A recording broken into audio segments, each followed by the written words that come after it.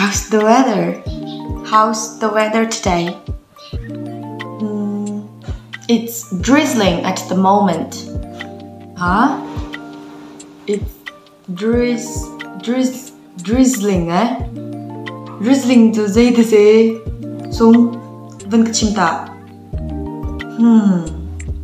Drizzling kan te mi cho ra same tiền na sur mi kha drizzling kan te it's drizzling na ti chun ra same tiền na sur mi kha sa la.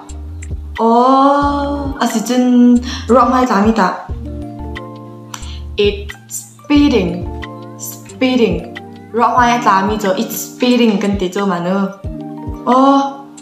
Si chun speeding cho ra mai ta mi si chun ra asur mi khata ji tin de la.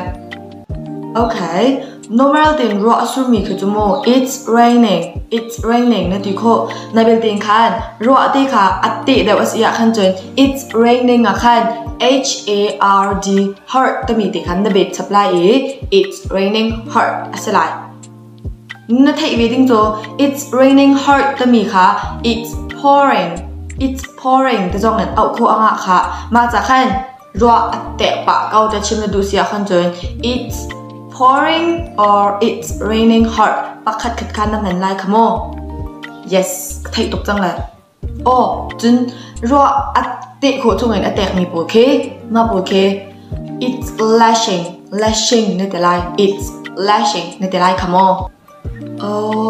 asu chun ro atte tok chang na khen ma khen real atla chmo kiben tok real atla te mi ka tam rang holen je tin de se song real ma real kakadu tok say real atla te mi chimne du asia khan chun it's hailing it's hailing ya nati kho asi chun kathiam chin chang lai hai jam man mo ra mai atla mi kha it's speeding kan te ra same ten asur mi kha it's drizzling kan te chun ra normal ti asur so mi pol kha cho it's raining kan te lai ra atte asia khan chon it's pouring or it's raining hard khat khat kan men kho lai today chon ra atte tok attack chin asia khan chon it's lashing kan te lai real bakat la asia khan chon it's hailing kan te lai today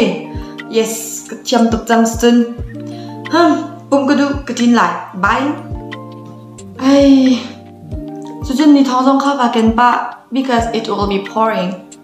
And guys, the chimpos and lime rang halton na kan say, kanalom tok and happy Father's Day. See you later. Goodbye.